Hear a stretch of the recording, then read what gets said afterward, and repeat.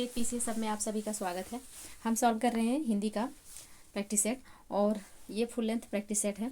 आपके रिवीजन के दृष्टिकोण से बहुत ही अच्छा है और आर ओ 2023 की जो परीक्षा 11 फरवरी को होने वाली है उसके लिए बेहद महत्वपूर्ण प्रैक्टिस सेट है और ये बहुत कम समय में हम सॉल्व कर रहे हैं जिससे आपका सही से रिवीजन हो सके। तो अब तो बस 2 दिन शेष है एग्ज़ाम में, तो आप लोग बिल्कुल टेंशन मत लीजिए, टेंशन फ्री होके तैयारी करिए, पढ़ते रहिए, रिवीजन कर लीजिए। जो करंट वगैरह हो गया, करंट यूपी स्पेशल, ये सब पढ़ लीजिए। और फिर अब तो 11 को एग्ज़ाम होना ही है, तो उसके लिए ज़्यादा टेंशन नहीं, पढ़ाई करते रहिए, रिवीजन करते रहेंगे तो दिमाग बिजी रहेगा, तो सब चीज़ें सही चलेंगी। नहीं तो ज़्यादा इधर उधर सोचेंगे तो टेंशन हो जाएगा और फिर पढ़ाई नहीं हो पाएगी, और ये टेंशन होना पेपर के लिए भी ठीक नहीं है। तो चलिए स्टार्ट करते हैं आज का अपना ये प्रैक्टिस सेट। और वीडियो पसंद आए तो प्लीज़ लाइक और शेयर कर दीजिएगा, चैनल को प्लीज़ सब्सक्राइब कर लीजिए। चलिए स्टार्ट करते हैं। प्रश्न है, गिरधारी शब्द हेतु उपयुक्त वाक्य है। गिरधारी शब्द हेतु उपयुक्त वाक्य होगा तो जो पहाड़ को धारण करता हो उसे गिरधारी कहेंगे। ऑप्शन बी बिल्कुल सही आंसर होगा। नेक्स्ट प्रश्न है, अल्पज्ञ शब्द के लिए एक वाक्य है। अल्पज्ञ शब्द के लिए एक वाक्य क्या है? तो जो कम जानता हो उसके लिए अल्पज्ञ होता है। ऑप्शन बी बिल्कुल सही आंसर होगा। नेक्स्ट प्रश्न है, प्रतिवादी के लिए उचित वाक्यांश है। प्रतिवादी के लिए उचित वाक्यांश क्या होगा? तो जो दायर मुकदमे का प्रतिकार करे उसे प्रतिवादी कहते हैं। ऑप्शन सी बिल्कुल सही आंसर हो जाएगा। नेक्स्ट प्रश्न है, जिसकी गणना ना की जा सके वाक्यांश के लिए एक सही शब्द है। जिसकी गणना ना की जा सके तो सही होगा ऑप्शन सी, अगणनीय। ऑप्शन सी बिल्कुल सही आंसर हो जाएगा। नेक्स्ट प्रश्न है, क्षितिज शब्द के लिए उपयुक्त वाक्यखंड क्या है? क्षितिज, तो जहाँ पृथ्वी और आकाश मिलता हुआ प्रतीत यानी कि दिखे वहाँ पे उसे उस पॉइंट को क्षितिज कहेंगे। तो ऑप्शन ए यहाँ पे सही आंसर हो जाएगा। नेक्स्ट प्रश्न है, शब्द कूपमंडूक के लिए उचित वाक्यांश होगा कौन सा? तो कूपमंडूक के लिए होगा जिसे बाहरी जगत का ज्ञान ना हो। ऑप्शन ए यहाँ पे सही आंसर हो जाएगा। नेक्स्ट प्रश्न है, गीत रूपक शब्द हेतु उपयुक्त वाक्यांश है। गीत रूपक के लिए तो वह नाटक जिसमें गीत अधिक हो उसे गीत रूपक कहेंगे। ऑप्शन ए बिल्कुल सही आंसर हो जाएगा। नेक्स्ट प्रश्न है, नाति लघु शब्द के लिए उपयुक्त वाक्य है। नाति लघु, नाति लघु के लिए क्या होगा? तो जो बहुत छोटा नहीं है उसको नाति लघु कहते हैं। तो ऑप्शन डी यहाँ पे सही आंसर हो जाएगा। नेक्स्ट प्रश्न है, नदी से सींचा जाने वाला प्रदेश के लिए उपयुक्त शब्द होगा तो यह होगा नदी मातृक। ऑप्शन बी बिल्कुल सही आंसर हो जाएगा। नेक्स्ट प्रश्न है, खलवाड़ शब्द हेतु किस वाक्य के लिए उपयुक्त है? शब्द खलवाट जो शब्द है यह किस वाक्य के लिए उपयुक्त होगा? तो यह उपयुक्त होगा जिसके सिर पर बाल ना हो उसे खलवाट कहेंगे। ऑप्शन सी बिल्कुल सही आंसर हो जाएगा।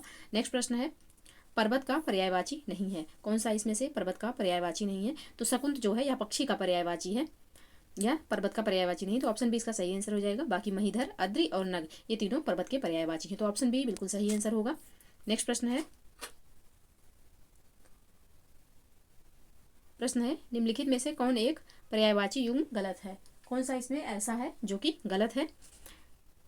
तो अभ्यागत का जो भगवान लिखा हुआ है यह गलत है।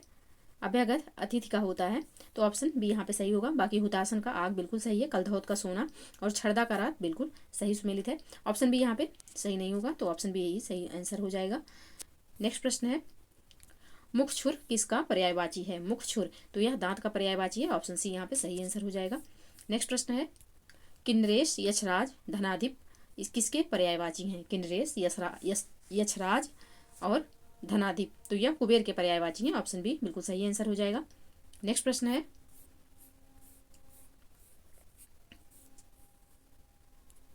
वयस्य किसका पर्यायवाची है? वयस्य किसका पर्यायवाची है? तो यह मित्र का पर्यायवाची हो जाएगा। ऑप्शन सी बिल्कुल सही आंसर होगा।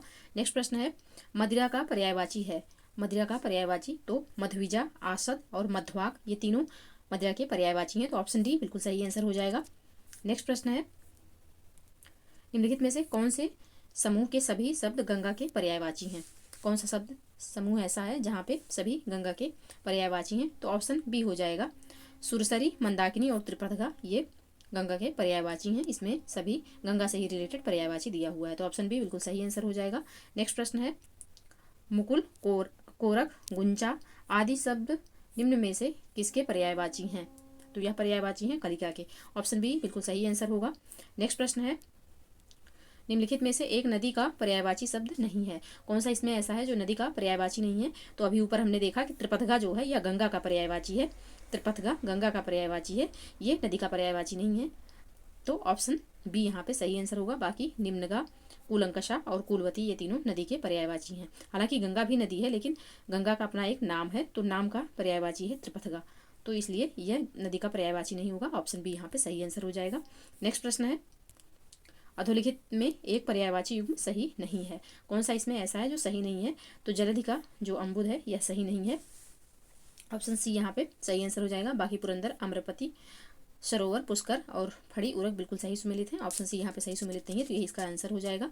नेक्स्ट प्रश्न है, अस्थावर का विलोम है। अस्थावर का विलोम होता है जंगम।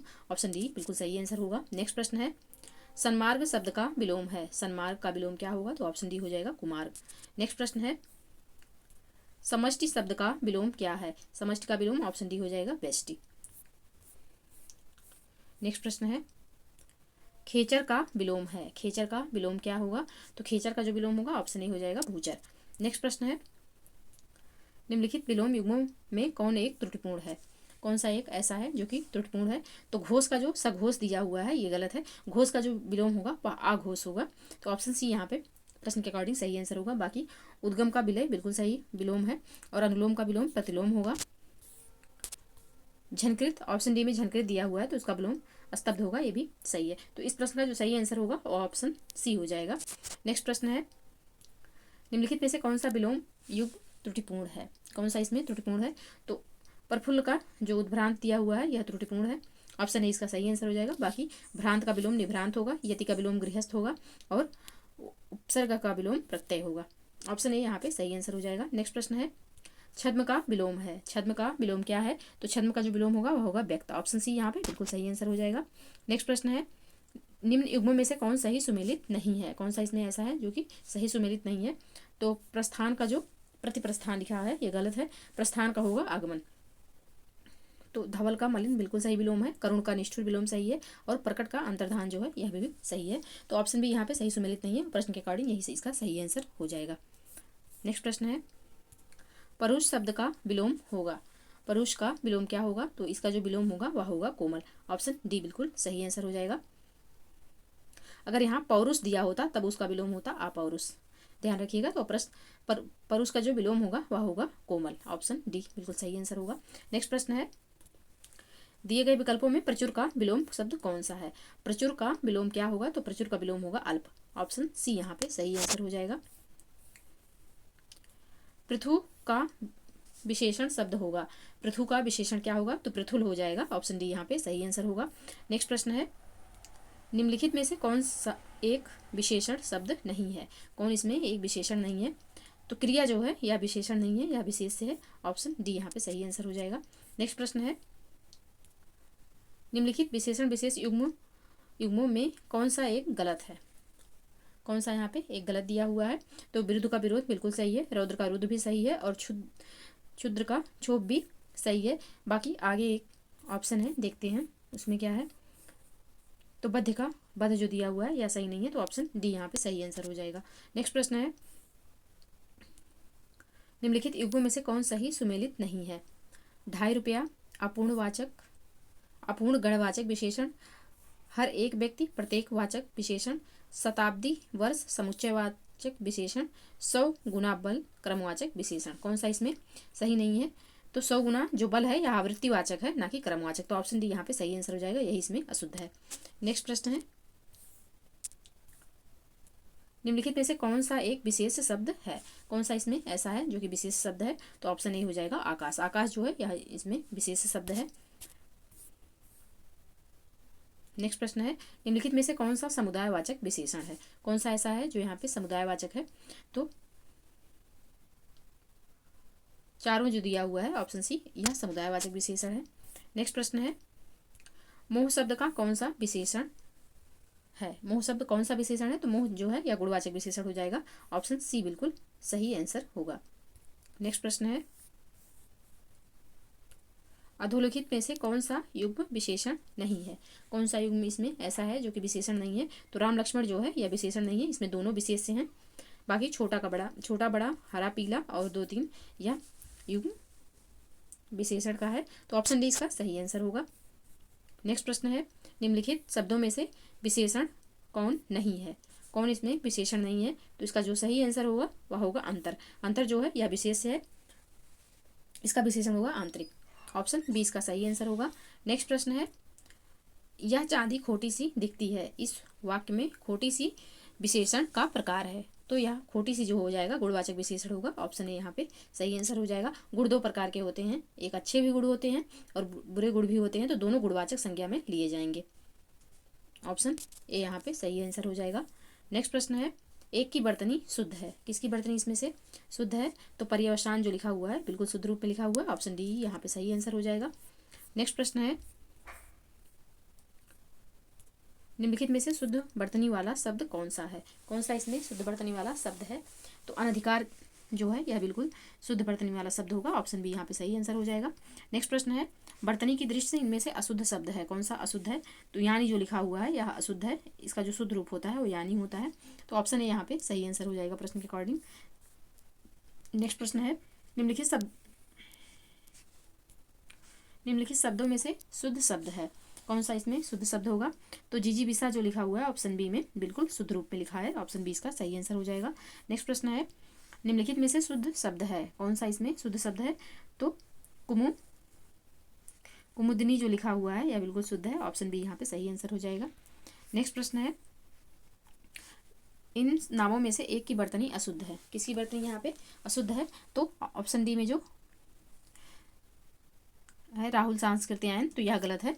आधा साये जो लिखा है ये नहीं रहेगा, सांकृत्यायन है ना कि सांस्कृत्यायन, तो ऑप्शन डी यहाँ पे सही आंसर हो जाएगा। नेक्स्ट प्रश्न है, निम्नलिखित में से व्याकरणिक दृष्टि से शुद्ध वाक्य कौन सा है? कौन सा वाक्य इसमें से शुद्ध है? तो इस समय 4 बजे हैं, यह वाक्य शुद्ध है, ऑप्शन बी यहाँ पे सही आंसर हो जाएगा। नेक्स्ट प्रश्न है, निम्नलिखित में से शुद्ध वाक्य का चयन कीजिए, शुद्ध वाक्य कौन सा है? तो सीधी लकीर खींचना बहुत कठिन है, यह यहाँ पे शुद्ध वाक्य है, ऑप्शन ए यहाँ पे सही आंसर हो जाएगा। नेक्स्ट प्रश्न है, निम्नलिखित में शुद्ध वाक्य कौन सा है? शुद्ध वाक्य इसमें कौन सा है? तो मैं अपनी बात के स्पष्टीकरण के लिए तैयार हूँ, यहाँ पे सही है, ऑप्शन सी इसका सही आंसर हो जाएगा। नेक्स्ट प्रश्न है, शुद्ध वाक्य बताइए, शुद्ध वाक्य यहाँ पे बताना है, तो युद्ध हो रहा है, यह एकदम शुद्ध वाक्य है, ऑप्शन सी इसका सही आंसर हो जाएगा। नेक्स्ट प्रश्न है, इनमें से कौन सा शब्द तत्सम नहीं है? कौन सा शब्द इसमें से तत्सम नहीं है? तो मोती जो है यह तत्सम नहीं है, मोती का जो तत्सम होता है वह होता है मौक्तिक, मोती अपने आप में तद्भव है। बाकी अग्नि, घोटक और घट ये तीनों तत्सम है। अग्नि का तद्भव होगा आग, घोटक का तद्भव होगा घोड़ा और घट का तद्भव होगा घड़ा, तो ऑप्शन डी इस प्रश्न का सही आंसर है। नेक्स्ट प्रश्न है, देवर का तत्सम रूप होगा, देवर का तत्सम क्या होगा? तो ऑप्शन ए यहाँ पे सही हो जाएगा, द्विवर, द्विवर होगा देवर का तत्सम रूप, ऑप्शन ए एकदम सही आंसर है। नेक्स्ट प्रश्न है, साखी शब्द का तत्सम रूप है, साखी का तत्सम रूप होगा, ऑप्शन डी साक्षी। नेक्स्ट प्रश्न है, निम्नलिखित में से तद्भव शब्द है, तद्भव शब्द कौन सा है इसमें से? तो मछली जो है यह तद्भव है, इसका जो तत्सम होता है वह होता है मत्स्य, तो ऑप्शन डी यहाँ पे सही आंसर हो जाएगा। बाकी भरमर, अग्नि और मस्तक ये तीनों तत्सम शब्द हैं। भरमर का तद्भव होगा भंवरा, अग्नि का तद्भव होगा आग और मस्तक का तद्भव होगा माथा, तो ऑप्शन डी यहाँ पे सही आंसर हो जाएगा। नेक्स्ट प्रश्न है, निम्नलिखित में से तद्भव शब्द है, कौन सा इसमें ऐसा है जो कि तद्भव शब्द है? तो अचरज जो है यह तद्भव शब्द है, इसका जो तत्सम होगा वह होगा आश्चर्य, तो ऑप्शन यहाँ पे सही आंसर हो जाएगा। नेक्स्ट प्रश्न है, इनमें से तत्सम शब्द है, कौन सा इसमें तत्सम शब्द है? तो पद जो है यह तत्सम शब्द होगा, ऑप्शन डी यहाँ पे सही आंसर हो जाएगा। बाकी भैंस का जो दिया हुआ है इसका होगा महिषी तत्सम, और 12 का तत्सम होगा द्वादश, और सच का तत्सम होगा सत्य। पद जो है ऑलरेडी तत्सम ही है, इसका तद्भव होता है पाद, पाद या पैर, तो ऑप्शन डी यहाँ पे सही आंसर हो जाएगा। तत्सम ऑलरेडी ऑप्शन डी में जो शब्द दिया हुआ है वह तत्सम ही है। नेक्स्ट प्रश्न है, निम्नलिखित में से मेघ शब्द का तत्सम रूप कौन सा है? मेघ का तत्सम रूप कौन सा होगा? तो मेघ हो जाएगा मेघ, मेघ का हो जाएगा मेघ, ऑप्शन बी यहाँ पे सही आंसर हो जाएगा। मेघ तद्भव है, जानते रहिएगा, मेघ तद्भव है, इसका जो तत्सम होता है वह होता है मेघ। नेक्स्ट प्रश्न है, दाहिना का तत्सम रूप है, दाहिना का तत्सम रूप क्या होता है? तो दाहिना का जो तत्सम रूप होगा वह होगा दक्षिण, ऑप्शन बी बिल्कुल सही आंसर होगा। नेक्स्ट प्रश्न है, सप्तसई तद्भव शब्द का तत्सम रूप है। सप्तसई तद्भव शब्द का तत्सम रूप क्या होगा? तो सप्तसती हो जाएगा। ऑप्शन सी बिल्कुल सही आंसर होगा। नेक्स्ट प्रश्न है, आदर्शिका का तद्भव शब्द है। आदर्शिका का तद्भव क्या होगा? तो यह हो जाएगा आरसी। ऑप्शन सी यहाँ पे सही आंसर होगा। तो ये रहे 60 प्रश्न हमने सॉल्व कर लिए। और आपको वीडियो पसंद आए तो प्लीज़ लाइक और शेयर कर दीजिएगा। चैनल को प्लीज़ सब्सक्राइब कर लीजिए और पढ़ते रहिए। मिलते हैं नेक्स्ट वीडियो में, तब तक के लिए जय हिंद, जय भारत।